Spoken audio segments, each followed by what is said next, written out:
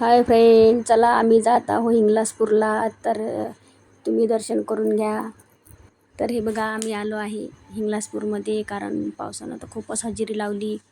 पाऊसही चालू होता. मी नैवेद्य आणि ओटीचं सामान आणलं आहे. आज पूजा करायला आली, कारण मी नवरात्रामध्ये येत असतो आम्ही, आणि चैत्रामध्ये पण येत असतो. चैत्रामध्ये गाडे ओढतात. हे बघा, देवी दिसत आहे का तुम्हाला देवी? तर मला नक्की सांगा. आणि आज होती गर्दी, कारण शनिवार होता ना, तर गर्दी होती. चला मग आता आम्ही पूजा करून घेतो. ओटी गिटी भरून घ्यायची आणि नंतर दाखवते मी नैवेद्य. तर हे बघा, होमाची तयारी पण होत आहे. होमपूजा कारण सुरुवातच झालेली आहे. तर झाली आमची आता पूजा आणि ओटी भरून. तुम्ही पण या हिंगलाजपूरला, कारण खूप छान आहे या देवीचं मंदिर.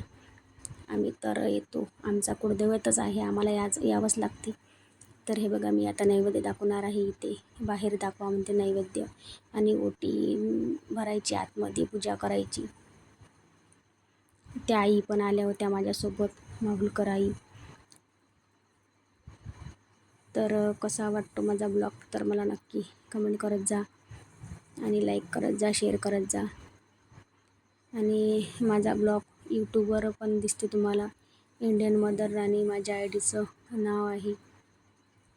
यूट्यूबवर पण मला लाईक करा, कमेंट करा.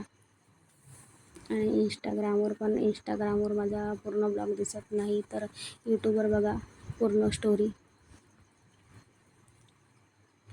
पाऊस थांबला होता आता. तर मंदिर बघा किती छान आहे. आणि हे मंदिर आहे पाकिस्तानच्या बाँड्रीवरची ही देवी आहे, मंदिर नाही, देवी.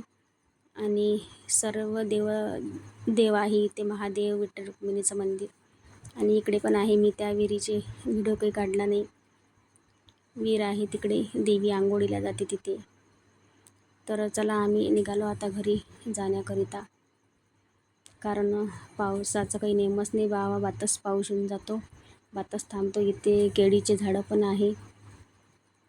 तर मी आता तुम्हाला पूर्ण दाखवते मंदिरवरून. तर मंदिर कसं आहे. आणि ही देवी पाकिस्तानच्या बाँड्रीवर जी आहे, इथे आली आहे हिंगलाजपूरमध्ये. तर ह्या देवीचा पिक्चर पण आहे साऊथचा. आणि ह्या हॉलमध्ये एक देवी होती, ती देवी तिकडे नेली आहे. तर कसं वाटलं तुम्हाला मंदिर, तर मला नक्की कमेंट करा.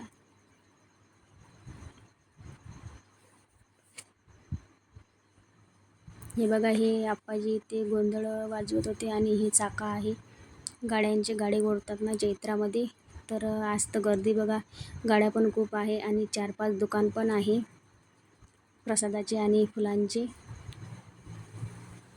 तर जात आहे आता आम्ही गाडीत बसायला, आम्ही निघणार, कारण आभाळ एकदम इथे काळं-कुट्ट होऊन आणि खूप पाऊस येतो. चला मग.